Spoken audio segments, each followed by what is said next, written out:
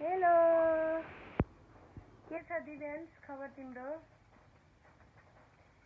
कति कति कतिको उफ्रेको छौ तिमी अझै अझै यो खाट भाँच्ने गरी भुत्रुक भुत्रुक उफ्रिदेऊ छोरो एकचोटि उफ्रिदेऊ छोरो एकचोटि के भन्न खोजेको भनिदेऊ आया त्यसो नगर न मलाई दुख्छ छोरो नगर न छोरो हा हा हा हा गर्दै हा हा हा हा गर्दै आया सानो नगर न हेलो दिव्यान्स अनि छोरो तिम्रो के छ खबर भन त तिम्रो खबर के छ भन्देऊ छोरो तिम्रो खबर के छ भन्देऊ गाई चरलाई भन्देऊ गाई चरलाई तिमी यस्तो गनगने भयो भने त मान्छेले ज्ञानी नै भन्दैन नि त तिमीलाई छोरो तिमी चाहिँ ज्ञानी होइन त लो के भने त्यो बुझ्नु पर्यो नि है भनेको कुरा बुझ्नु पर्यो नि परेको परेन बुझ्ने गरी भन्नु पर्यो केटो बुझ्ने गरी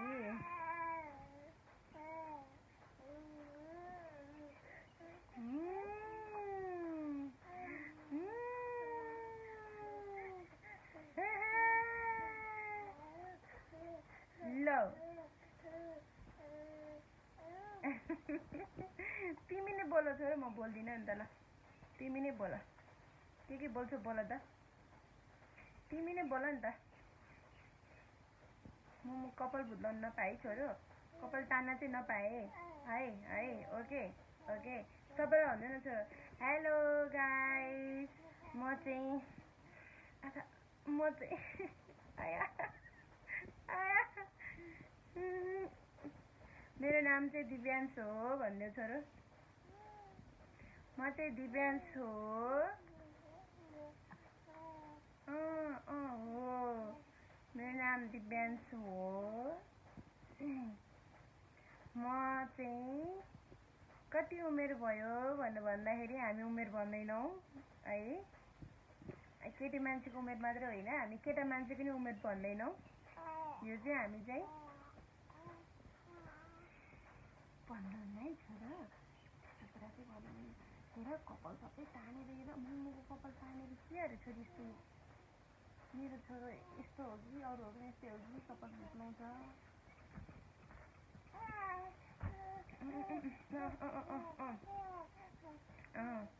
कोसिस जारी छ मेरो छोरोको खुट्टा उफार्नलाई बोल्नलाई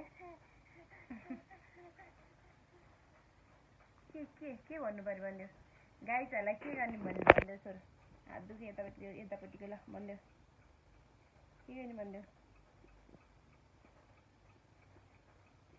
मुख पनि राम्रोसँग देखाएन मैले के हो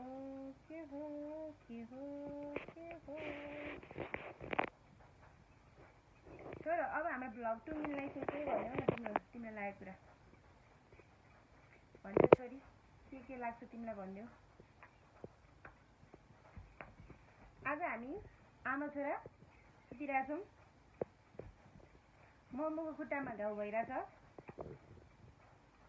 म चाहिँ एकदमै इन्जोय गरिरहेको छु मोमोसँग बस्नु पाएर भनिदेऊ म पनि एकदम इन्जोय गरिरहेको छु दुखाइ एकातिर छ होइन अनि त्यसपछि गएर अर्कोतिर छ मेरो यो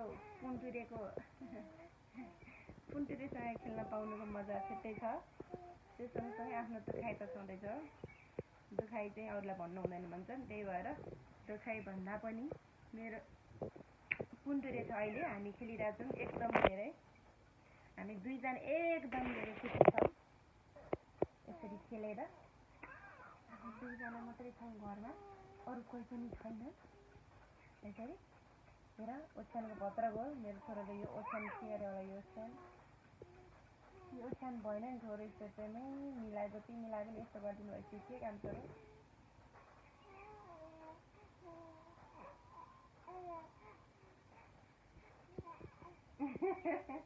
के भन्नु त छोरो अब नयाँ कुरो हेर छोरो असार लाग्यो पानी परि नै रहेछ, अलिअलि ठिक छ। पानी पर्न पर्ने थियो वास्तवमा, पानी परि नै रहेछ, शीतलै छ है। त्यो सँगसँगै मेरो कपाल सबै तानेर खत्तम पार्ने मेरो छोराले है। अनि अब ल साथीहरू, मेरो छोरो त अब यत्रो भइसक्यो होइन, हिरो भइसक्यो, हिरो छ केटो है। लुगा बेलाएर तान्छ, ठिकै छ, केटो हिरो छ। छोरा तिम्रो गर्लफ्रेन्ड कता होला, जन्मी कि जन्मिन होला है, जन्मिसक्यो होला तिम्रो गर्लफ्रेन्ड। केटो लजाउँछ अहिलेदेखि नै, केटो अहिलेदेखि लजाउँछ। छोरा तिम्रो गर्लफ्रेन्ड जन्मी कि जन्मिन होला तिम्रो गर्लफ्रेन्ड, कतातिर होली, के गर्दै होली। बोयफ्रेन्डको यस्तो छ हालत, आएर गर्छ बोयफ्रेन्डले, गर्लफ्रेन्ड कतातिर के गर्दै थिइन्, बुहारी नानी के गर्दै थिइन् आफू त। ल आज म चाहिँ प्रदीप प्रधानको यो बुक पढ्न गइरहेको छु। प्रदीप प्रधानको मफलर भन्ने बुक। हरेक जिन्दगीमा महाभारत घट्दैन, जहाँ घट्छ त्यहाँ एउटा गीता जन्मिन्छ भनेर लेख्नु भएको छ उहाँको। एकदमै राम्रो छ यो। धेरैवटादेखि एउटा बुक लिएर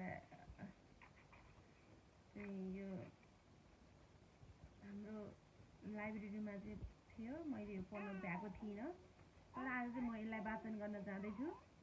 साथमा मेरो छोरो पनि छ, स्वर थपिदिने होइन छोरो। ल सुन है त छोरो। खान मन छैन भन्नुभन्दा उपयुक्त बहाना छैन, थाहा छ कसौडीमा आमालाई पुग्ने खाना छैन। जसलाई बाटो छोड्दा म लडेँ, उही हाँसेर गयो। महोदय अरूको भलो चिताउने त जमाना छैन। फुटपाथमा लुगा बेच्नेलाई जरिवाना छ यहाँ। फुटपाथमा लुगा बेच्नेलाई जरिवाना छ यहाँ। कालीला नानीका लुगा फ्याँक्नेलाई जरिवाना छैन। बगर हुँ उसको पैँतालाको डोब अझै छ छातीमा। ऊ पानी रहेछ जहाँ म बसेको कुनै निशाना छैन। भित्तो लड्ने डर पनि सकिन्छ बर्खापछि। भित्तो लड्ने डर पनि सकिन्छ एक वर्षापछि। छोरीको डर सकियो हिजोदेखि घरमा। छोरी रुन थाले है। मेरो यो स्याड भन्ने बित्तिकै उसलाई एकदम रुन मन लाग्छ मेरो छोरीलाई चाहिँ। नभन्नु छोरो, नभन्नु छोरी, नभन्नु त, मम भन्दै नभन्नु त, भन त, ममले भन्दै नभन्नु त, भन्दै छोरो। मेरै मूल्य तोक्दा पनि मनमा लिएको छैन, के लिनु आफ्नै खुट्टामा त उभिएको छैन। एकछिन पर्खनुहोस्, हतार नगर्नुहोस् हाँस्नलाई। म पछारिन लागेको हुँ, पछारिएको छैन।